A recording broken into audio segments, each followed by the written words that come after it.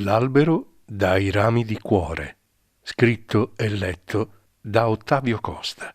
Capitolo sesto. Una fatale imprudenza. Jack era lì, lo stava aspettando. Il vento ora non fischiava più, urlava, mentre gli schizzi di spuma marina candida e fredda come fiocchi di neve gli insoppavano il viso. Ma lui avanzava, intrepido e risoluto. Nulla avrebbe potuto fermarlo. Il faro. Il faro era la cosa più importante. Questa è la vita del guardiano del faro. E lui aveva un cuore d'acciaio temperato ed avanzava e procedeva a fatica ma con ferrea determinazione verso lo scoglio maledetto e verso la porta del faro. E come un novello a cab non c'era nulla al mondo che potesse impedirgli di portare a termine la sua missione.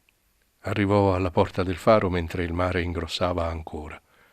Come aveva progettato, si precipitò al quadro elettrico di emergenza e portò a termine poi tutte le manovre che andavano fatte. E lo fece rapidamente e al meglio.